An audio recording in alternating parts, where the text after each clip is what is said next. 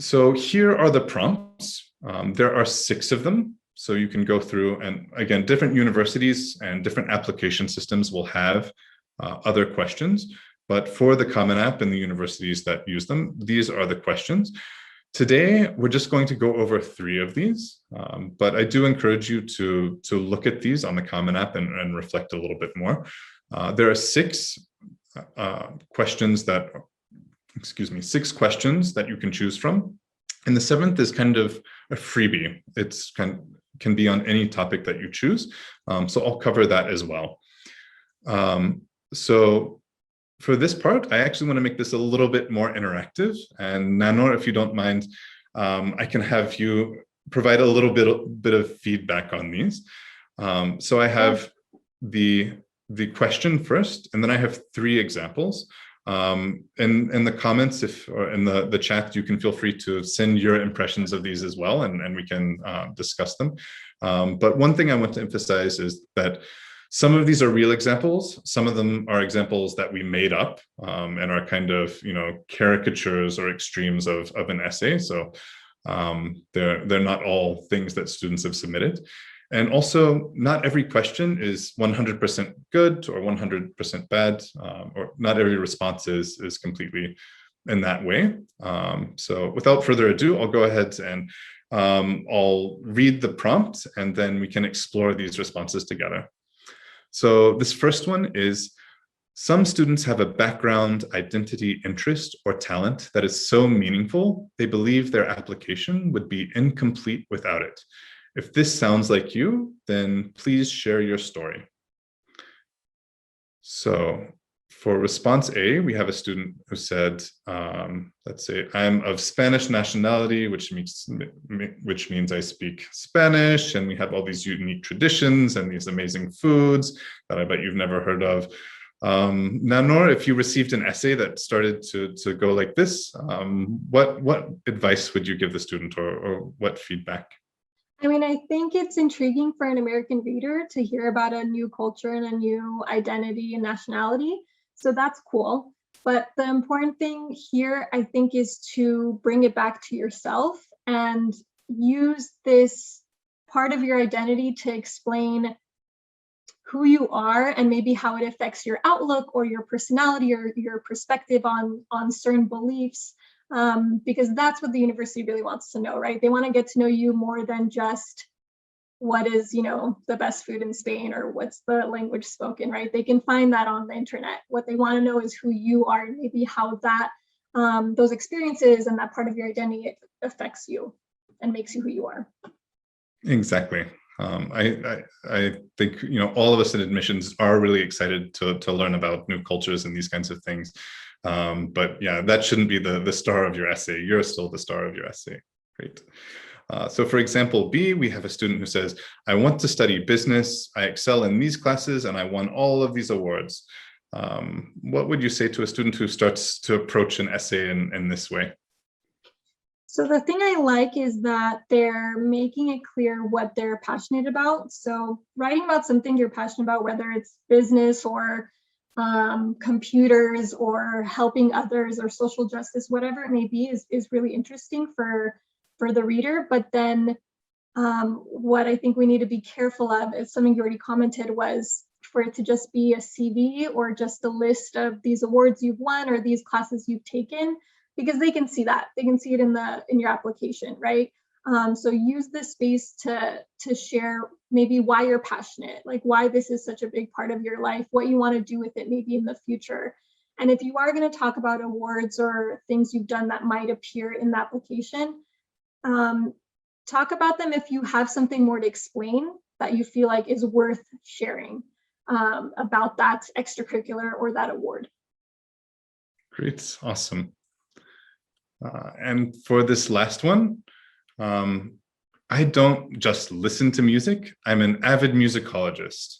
Let me tell you about the opera of my life, and in particular, the last chapter, my jazz stage. How about this?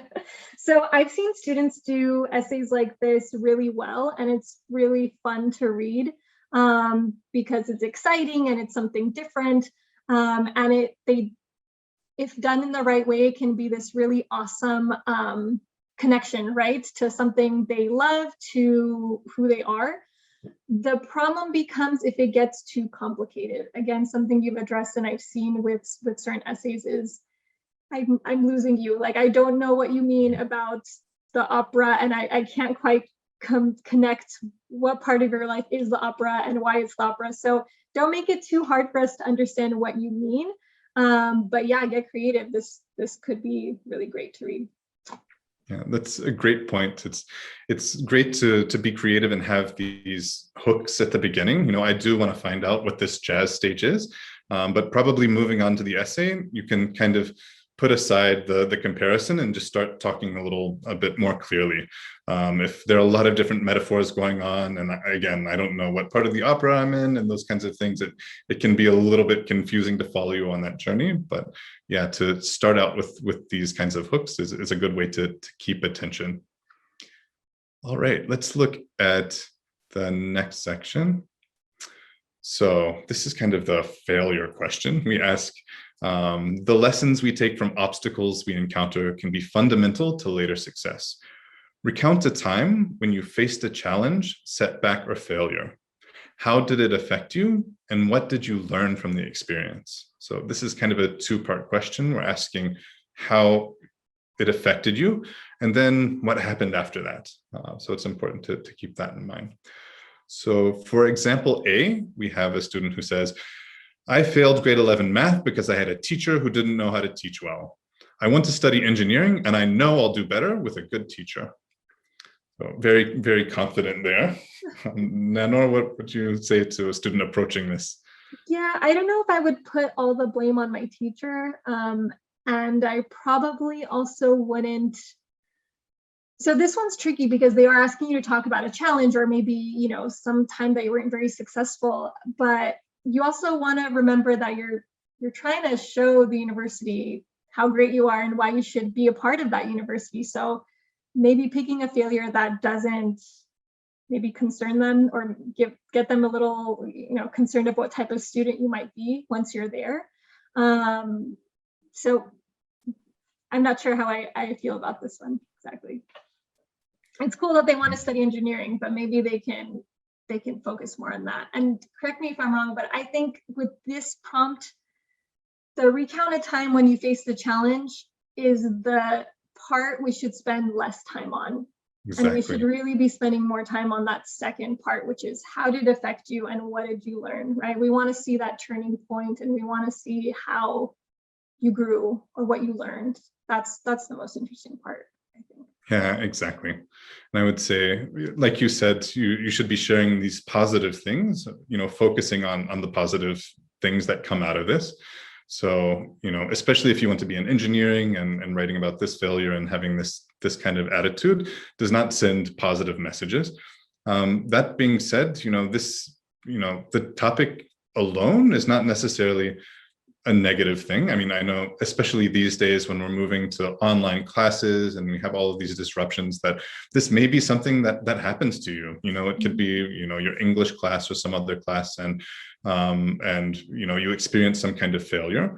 But if you can say, you know, I failed this class, but, you know, I started a study group and I started working with the administration at school to make sure that, you know, these classes work better or find ways for us to have more effective instruction.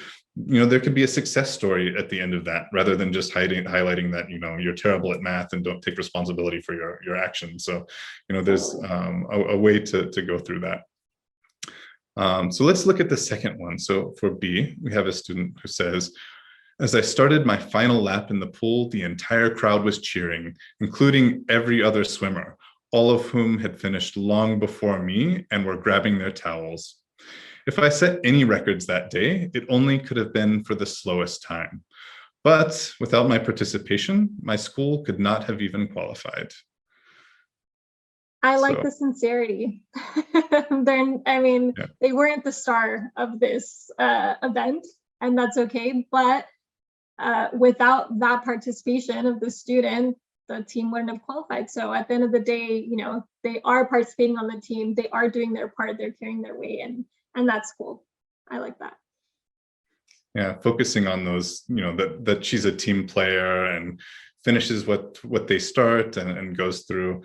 That's the key here. Like you said, we have the failure here. We have the mention of the challenge or the setback. And then as we read the essay, we would expect, after this introduction, to go ahead and focus on all these lessons that this student learned by doing this. So just moving on quickly to the next part. I also want to highlight one other thing I think works well in this, and that the essay kind of starts in the middle of the action. Maybe you've had your language teachers talk about in medias res, when the action starts, right in the middle of something. And there's something kind of powerful about this in that it immediately puts you in that place. And, when you read this, I'm guessing a lot of you, when you heard about this crowd that was cheering at a pool, probably in your mind, you can imagine, some pool that or some crowd. And there's something kind of magical about being able to take your reader on this journey. It makes that personal connection. So, when I read this, I can kind of imagine what that's like. And I mentioned earlier that the best essays are the ones where you can kind of imagine the person sitting across from you telling the story. These are the kinds of things that help make that personal connection. So do feel free to get creative and tell a story. Don't just repeat facts about what happened. Feel free to get creative in your storytelling. So for the next question, we have: reflect on a time when you questioned or challenged a belief or idea. What prompted your thinking and what was the outcome? This is another one of those questions that has multiple parts. So we see what prompted your thinking. We want to see, what came up, and then very quickly moving along to what was the outcome. So for example A, we have a student who says, in my culture, a man aims for a good career and a woman should aim for a happy family. I don't think this is fair.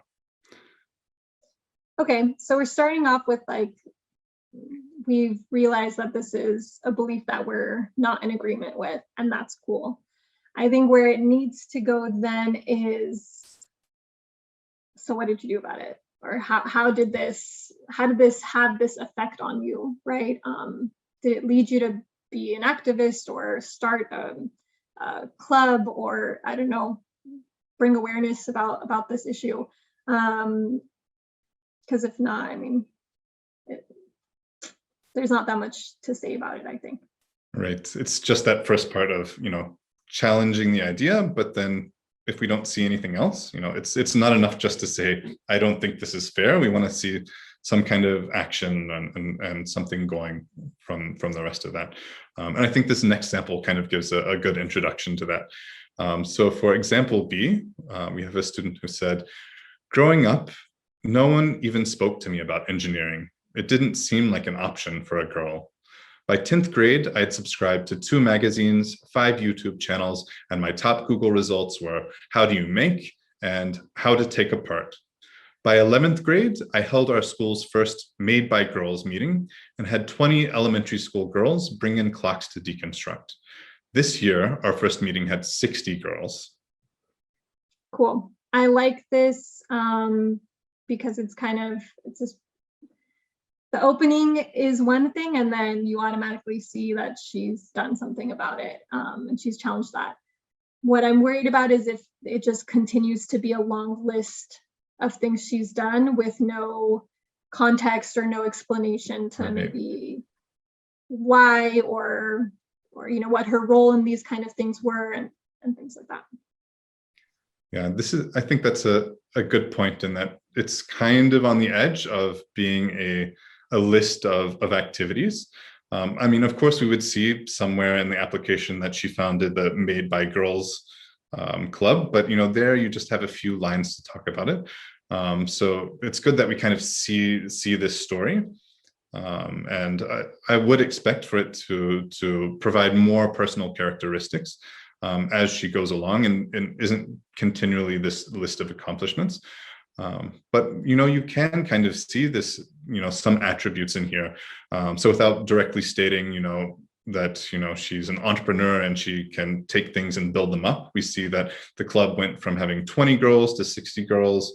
Also, we can see this characteristic of really interest and concern in the community and leadership that, when she was learning herself how to take things apart and do these things, she didn't just stop there, but she said, hey, she's, challenging this idea, and the outcome is that she wants, all the girls who are growing up in her community to also be able to challenge this idea and move on. So, great concepts there. And as the essay develops, we would want to hear a bit more. So those are the samples that I picked to share today. I encourage you to do kind of similar things when you look at the rest of the essays and kind of imagine, again, is this both a good topic and a great approach? I think we saw that in all of these samples, that a lot of times the topic, the subject is kind of neutral. It's about how you're going to talk about it, how you're going to make it exciting and bring out characteristics that you want to share with admissions.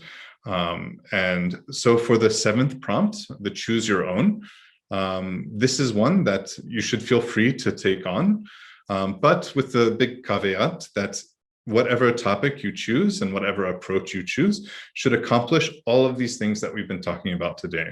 So make sure that you're not just taking an essay from your English class or a letter of motivation that you wrote for something else, but sit down and write something or share something that is unique and personal, and that's going to share the attributes that the university you're applying to wants to hear about. So I would say there are very rare circumstances when you can reuse something that you've written before. If you have something that you've written and it does meet, kind of check all of these boxes, it's fine to submit that essay again, but do make sure that it is accomplishing all of these things that we've talked about.